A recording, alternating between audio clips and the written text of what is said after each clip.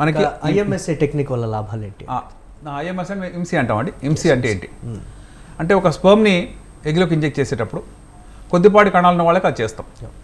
అది చేసిన వాళ్ళలో ఆ ఉన్న కొద్దిపాటిలో కూడా ఏది బెస్ట్ స్పర్మ్ అనేది వెతకాలి. స్పర్మ్ అనేది చాలా చిన్నదిగా ఉంటుందండి, మనకు కనబడదు, కంటికి కనబడదు. ఒక 10,000 రెట్లు మ్యాగ్నిఫై చేస్తే కొంత కనబడుతుంది. ఓకే, సో దానిలో బెస్ట్ స్పర్మ్ సెలెక్ట్ చేయడమే IMSI టెక్నిక్ లేక IMSA టెక్నిక్. ఇక్కడ చూద్దాం, ఇది స్పర్మ్ యొక్క తల ఇది పింక్గా కనబడుతుంది. కింద మీకు నెక్ కనబడుతుంది. నెక్లో మైటోకాండ్రియా ఉంటాయి, తోకను కదిలించడానికి అవసరమైన ఎనర్జీ. మనకు మెయిన్గా కావాల్సింది ఏంటంటే తలనే, తల ద్వారానే ఒక బిడ్డ కానీ జన్మిస్తుంది. తల ఎగ్గులోకి వెళ్ళటం, తోక వెళ్ళే అవసరం లేదు, నెక్ వెళ్ళే అవసరం లేదు. అవన్నీ అక్కడ చేరడానికి మాత్రం అవసరమే అపారటస్. ఇక్కడ చూద్దాం, ఒక స్పర్మ్ కదలాలంటే ఏం కావాలి దానికి అంటే సన్నగా తోక అంటే ఒక లైన్ లాగా మీరు చూస్తున్నారు, కానీ ఆ లైన్లో ఏముంది అంటే సెంట్రల్ డబ్లెట్స్ ఉన్నాయండి. ఒక 2 కలిపి ఓ పైప్ లాగా ఉన్నాయి, దాని చుట్టూ 9 మళ్ళీ డబ్లెట్స్ ఉన్నాయి. అంటే ముందు ఇది పైకి ఎగబాకుతుంది, దాని ఆధారంగా బయట ఉన్నటువంటి ఈ పెరిఫెరల్ డబ్లెట్స్ ఎగబాకుతాయి. అంటే అలా స్లైడ్ చేస్తుంటాయండి. దీని బేసిస్లో ఇది స్లైడ్ అవుతుంది, ఇది పైకి ఎక్కినాక దీని బేసిస్లో మధ్యలో స్లైడ్ అవుతుంది. అలా కదులుతూ దాన్ని స్లైడింగ్ ఫిలమెంట్ థియరీ ఆఫ్ అబ్జిలేస్ అంటారు. ఒక తోక కదలడానికి అవసరమైనటువంటి ఇంత కాంప్లెక్స్ మెకానిజం ఉంటుంది.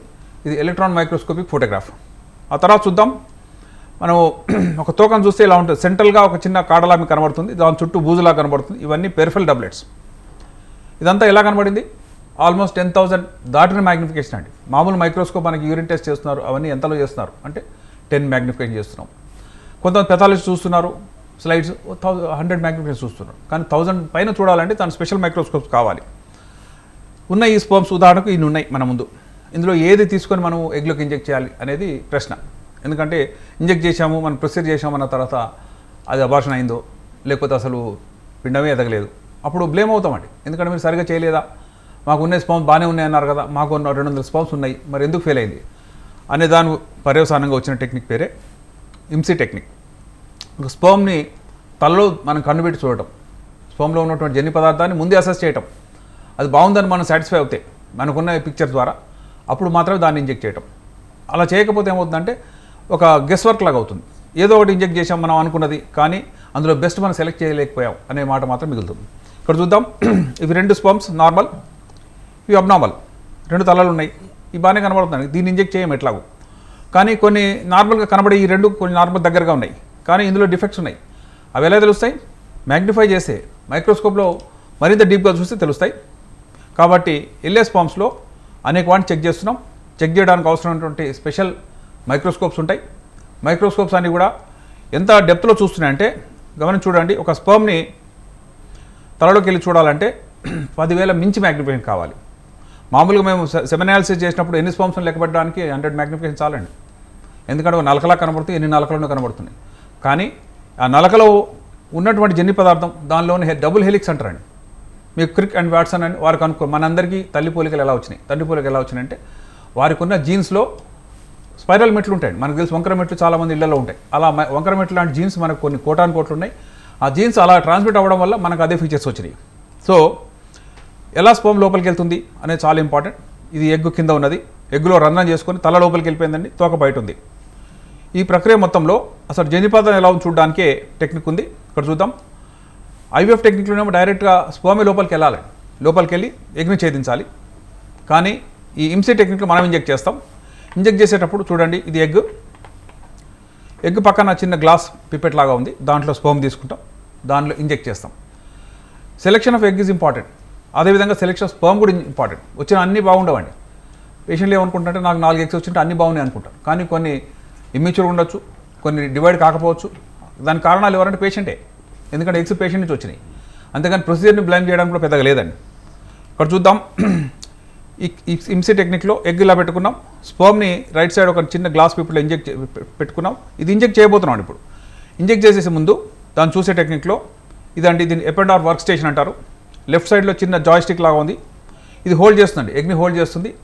అదర్ సైడ్ కూడా ఒక జాయ్స్టిక్ ఉంది, అది ఇంజెక్ట్ చేసేది. ఈ 2 కరెక్ట్గా మా మూమెంట్ చాలా ఫైన్గా ఉండాలండి. ఎందుకంటే ఇంజెక్ట్ చేయబోయేది ఒక నలకలో 10,000 వంతు. దాంట్లో ఇంజెక్ట్ చేసేటప్పుడు మనం ఎర్రర్కి ఛాన్స్ లేదండి. కొన్ని వేల ఎగ్స్ని మేము ట్రయల్లో యానిమల్స్ వాటికి ఇంజెక్ట్ చేసిన తర్వాత హ్యూమన్ ఎగ్ని చేసే క్వాలిఫికేషన్ మాకు వస్తుంది.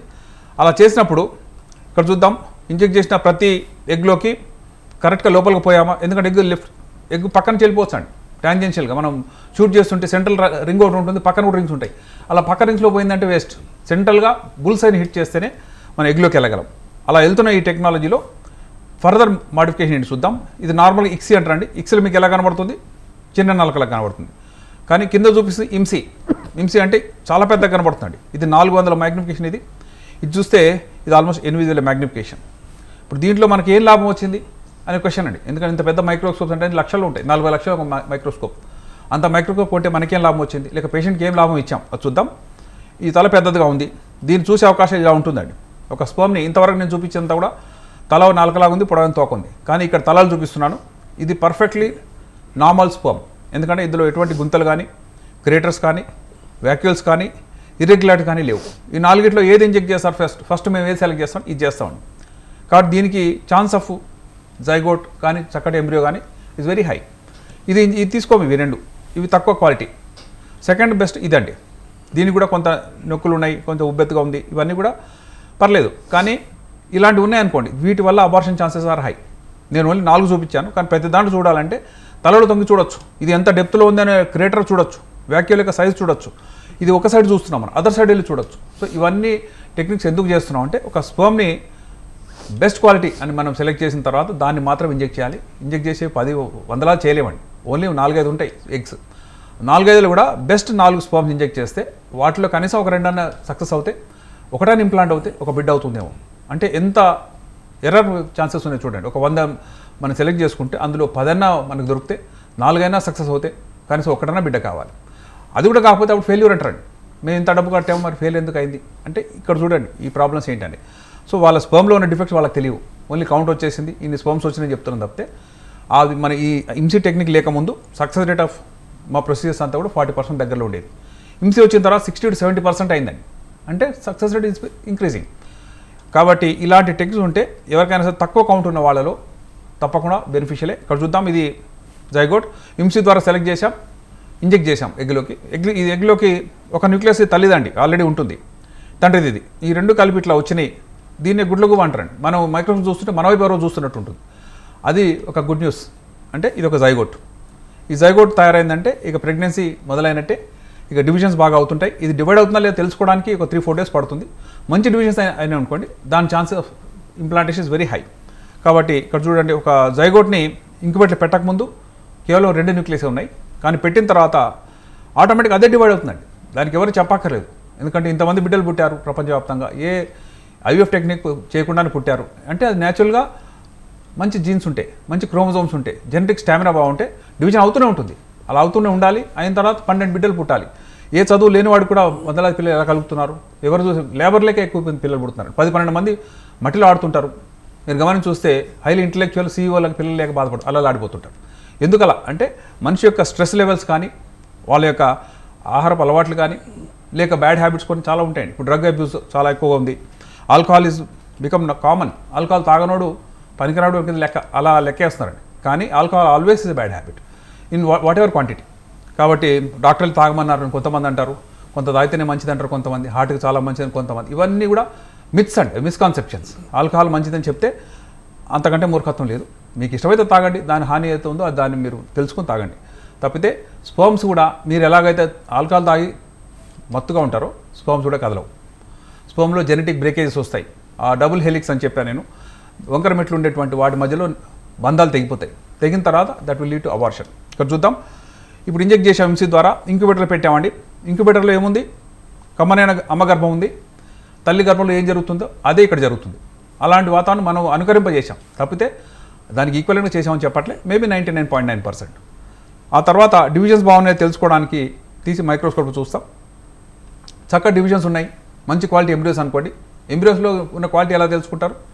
వాటిలో సెల్స్ ఈక్వల్ సైజులో ఉండాలి. ఒక ద్రాక్ష కొనుక్కోవాలనుకో మనం ఏం చేస్తాం? అన్నీ ఈక్వల్గా ఉన్నాయా, ఏమన్నా మన కొన్ని కుళ్ళిపోయిన పక్కన ఉన్నాయా, మంచి గుర్తుంటే తీసుకుందాం అలా అనుకో. అలాగే ఒక ఎంబ్రియోలో కూడా అన్ని సెల్స్ ఈక్వల్గా ఉండాలి, అన్ని హెల్దీగా ఉండాలి. వాటిలో ఎక్కడో గ్రాన్యుల్స్ కానీ తునాతులు కానీ ఉండకూడదు. అలా చూస్తే దాన్ని గ్రేడ్ 1 ఎంబ్రియో అంటారండి. అలా చూడడానికి దీన్ని స్టీరియో మైక్రోస్కోప్ అంటారు. ఈ మైక్రోస్కోప్లో పెట్టి చూస్తాం. వచ్చిన 4-5 ఎంబ్రియోస్లో టాప్ క్వాలిటీ బెస్ట్ 3 ఎంబ్రియోస్ మనం పెట్టడానికి తల్లి గర్భం పెట్టడానికి పర్మిషన్ ఉంది. అన్నీ పెట్టరు. అన్ని పెడితే అన్ని ఇంప్లాంట్ అయ్యే ఛాన్స్ ఉంటుంది. దానివల్ల ప్రమాదం. ఎందుకంటే 4 బిడ్డలు కనడం ఒక స్త్రీకి అపాయమే. ఇద్దరిని కనడమే కష్టం. ఒకటి కావాలని మనం మూడు లోపల పెడుతున్నాం. మూడిట్లో కనీసం ఒకటన్నా అవుతుందని ఆశపడుతున్నాం. అయితే సంతోషం, కాకపోతే ఫెయిల్యూర్. అది ఇన్ఫర్టిలిటీలో ఉన్నటువంటి సారాంశం. ఉదాహరణకు ఒక 10 ఎంబ్రోస్ వచ్చినాయి, లేక 4 వచ్చినాయి, మనం 3 పెట్టడానికి ఛాన్స్ ఉందని చెప్పాను నేను. మరి మిగిలిన ఒకటి ఏం చేస్తాం, దాన్ని వ్యర్థం కాకుండా క్రయో ప్రిజర్వ్ చేస్తాం. ఇది క్రయో ప్రిజర్వేషన్ క్యాన్ అండి. దీనిలో పొగలు వస్తున్నాయి చూడండి. పొగలు వేడి పొగలు కాదండి, అవి శీతలమైన పొగలు. ఎందుకంటే -186 డిగ్రీ సెంటీగ్రేడ్. అందులో వేలు పెట్టామనుకోండి గడ్డగట్టి రాలి పడిపోతుంది. అంతటి శీతలం ప్రదేశం అది. అందులో ఎందుకు పెడుతున్నాం అంటే ఎంబ్రియోస్ నార్మల్ టెంపరేచర్లో అయితే డివైడ్ అవుతుంటాయి, కానీ ఇందులో పెట్టిన తర్వాత మంచు ముక్కలాగా తయారవుతాయి. ఆ మంచు ముక్కలు ఎటర్నల్, ఎంతకాలం అయినా సరే అలా ఉంటాయి. దాన్ని సస్పెండెడ్ యానిమేషన్ అంటారు. దాన్ని మళ్ళీ ఎప్పుడైతే మీరు నార్మల్ టెంపరేచర్ తీసుకొస్తారో అప్పుడు మళ్ళీ డివైడ్ అవడం మొదలు పెడుతుంది. ఉదాహరణకు ఇప్పుడు ఈ పేషెంట్కి 3 మనం పెట్టాం ఎంబ్రియోస్ ఈ నెల, నెక్స్ట్ మంత్ ప్రెగ్నెన్సీ ఏం రాలేదు, 3 ఫెయిల్ అయినాయి అనుకుందాం. ఐదర్ బికాజ్ ఆఫ్ వాటి జెనెటిక్ స్ట్రెంగ్త్ లేకనా, లేక గర్భస్థి లోపల లైనింగ్ సరిగా లేకనా, మరి ఏ కారణం, ఆ అమ్మాయికి ఏమైనా జ్వరం వచ్చిందా, ఓవర్గా స్ట్రెయిన్ అయిందా, అవన్నీ మనకు తెలియవు. మనం మాత్రం బెస్ట్ అటెంప్ట్ ఇచ్చాం. మరి 4వది ఇందులో ఉంది. ఆ 4వ దాన్ని ఇంకో సైకిల్లో మళ్ళీ వాడుకునే అవకాశం ఉంది. అందుకే క్రయో ప్రిజర్వేషన్. మేము ఎక్కువ ఆశపడేది ఏంటంటే కనీసం ఒక 10-12 ఎంబ్రియోస్ రావాలి. ఫస్ట్ 3 పెట్టేశాం, సక్సెస్ అయితే ఓకే, మిగతా 9 మన దగ్గర ఉంటాయి. ఎప్పుడు కావాలంటే అప్పుడు వాళ్ళు 4 ఇయర్స్ తర్వాత లేక 6 ఇయర్స్కో మళ్ళీ వచ్చి మా ఎంబ్రియోస్లో మళ్ళీ ఒక 3 పెట్టండి అని అంటే పెట్టడానికి ఛాన్స్ ఉంటుంది. So cryo preservation is real possibility. ఎందుకంటే ఈ ఐవీఎఫ్ టెక్నిక్స్లో అన్నింటిలో కూడా మల్టిపుల్ ఎగ్స్ వచ్చే విధంగా, మల్టిపుల్ ఎంబ్రియోస్ వచ్చే విధంగా మనం ఇన్ని టెక్నిక్స్ వాడుతున్నాం. వచ్చిన వాడిని వేస్ట్ కాకుండా అలా ఉంచుతాం. ఉదాహరణకు కపుల్కి 3 ఎంబ్రియోస్ పెట్టాం, ట్విన్స్ పుట్టారు, ఇక వాళ్ళకి చాలా అనుకుందాం. ఆ మిగిలిన ఏం చేయాలి అంటే వాళ్ళ పర్మిషన్ ఇస్తే ఇంకొకళ్ళకి ఎంబ్రియో డొనేషన్ ఇవ్వచ్చండి. ఇంతవరకు నేనేం చెప్పాను, స్పోమ్ డొనేషన్ తీసుకోవచ్చు, కౌంట్ లేకపోతే స్పోమ్స్ తీసుకోవచ్చు. అదేవిధంగా ఎంబ్రియోస్ కూడా తీసుకునే అవకాశం ఉందండి. కొంతమందికి పర్లేదు ఎంబ్రియోస్ వేరే వాళ్ళ ఎంబ్రియోస్ని తీసుకుంటా అంటే వాళ్ళకి ఇచ్చే అవకాశం ఉంది. దాన్నే ఎంబ్రియో డొనేషన్ అంటారండి. ఇది చూడండి, స్పోమ్ డొనేషన్ బ్యాంక్స్ చాలా ఉంటాయి. ఇవన్నీ లీగల్ ప్రొసీజర్స్. ఇవేది కూడా ఇల్లీగల్గా కానీ రహస్యంగా చేసుకునే అవసరమేం లేదండి. ఇక్కడ చూడండి ఒక సైకిల్ ఇది. దీనిలో స్పోమ్ ఆకృతిలో స్పోమ్ హెడ్ ఇది, తోకలాగా ఉంది ఇది. ఇందులో స్పామ్స్ ఉన్నాయండి. స్పోమ్ డొనేషన్ ఇది కోపెన్హాగన్లో తీసిన ఫోటో.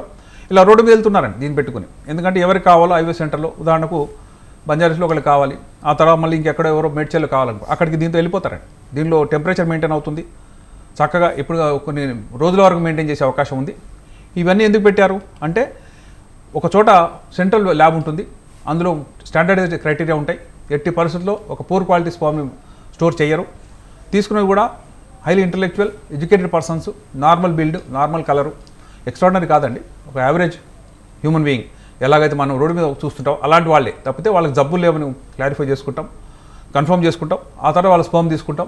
దాన్ని మనం క్రయో ప్రిజర్వ్ చేసుకోవచ్చు. ఎందుకంటే వాళ్ళు ఇచ్చిన రోజునే మనం స్త్రీలు రెడీ లేకపోవచ్చు. కాబట్టి ఇలా దాచుకుంటే ఎన్ని సంవత్సరాలు వాడుకోవచ్చు అండి. ఉదాహరణకు ఒక వ్యక్తి ఉన్నాడు, అతని స్పర్మ్స్ ఈరోజు ఇచ్చాడు, 10 ఇయర్స్ తర్వాత వచ్చి మళ్ళీ నా స్పర్మ్ నా భార్యకి ఎక్కించే ఛాన్స్ ఉంది. పర్ ఇయర్ 5,000 ఛార్జ్ చేస్తారండి. కాబట్టి ఎవ్రీ ఇయర్ వాళ్ళు రెన్యూ చేయాలి. రెన్యూ చేసి తద్వారా వాళ్ళ యొక్క ఫ్యామిలీని కానీ సంతతిని కానీ అంతరించిపోకుండా. ఉదాహరణకు 20 ఇయర్స్ అప్పుడు బాగా అకౌంట్ ఉంది, 50 ఇయర్స్ అప్పుడు ఉండకపోవచ్చు అండి. కాబట్టి చాలామంది ఏం చేస్తున్నారు, నేను ఫ్యామిలీ కంప్లీట్గా కానీ నేను తెలుసుకోలేకపోతున్నాను, నాకు డౌట్స్ ఉన్నాయి, నేను నా స్పర్మ్ దాచుకోదలుచుకున్నా అంటే అదే స్త్రీలు కూడా చేయొచ్చు. నేను కెరీర్లో బాగా బిజీగా ఉన్నాను కాబట్టి నా ఎగ్స్ దాచుకోండి, నేను కెరీర్ అయిపోయింది 35-40 ఇయర్స్కి నేను ఫ్రీ ఉంటే అప్పుడు మళ్ళీ అదే ఎగ్స్ తీసుకుంటే, ఏ ఏజ్లో అయితే ఎగ్స్ తీసుకున్నామో ఆ ఏజ్లో ఎగ్స్ ఉంటాయి. ఉదాహరణకు అమ్మాయికి 25 ఇయర్స్ అప్పుడు ఎగ్స్ తీసాం, ఆమె 35 ఇయర్స్ అప్పుడు వాడుతుంది అనుకోండి. ఆ ఎగ్ యొక్క వయసు ఎంత అంటే 25 ఇయర్స్ అండి. అంటే యంగ్స్టర్గా ఇచ్చింది కాబట్టి దాని యొక్క హెల్త్ బాగుంటుంది. అందుకే మెజారిటీ ఆఫ్ సెలబ్రిటీ లేడీస్ కానీ, సినిమా యాక్టర్లు కానీ, మోడల్స్ కానీ యంగ్స్టర్గా ఉన్నప్పుడు ఎగ్స్ ఇచ్చేస్తున్నారు, వాళ్ళు దాచుకుంటున్నారు. కొంత ఫ్రీ అయిన తర్వాత వాళ్ళు వాడుకుంటున్నారు. తద్వారా వాళ్ళ బిడ్డలకి ఎటువంటి జెనెటిక్ డిస్టర్బెన్స్ లేకుండా మంచి ఆరోగ్యవంతులు, విజ్ఞానవంతులు, మేధా సంపన్నులు ఈ సమాజాన్ని వన్నె తెచ్చే వాళ్ళు కావాలని ఆశపడుతున్నారు. దానికి మేము తప్పకుండా దోహదపడుతున్నాం. థ్యాంక్ యూ శ్రీధర్ గారు.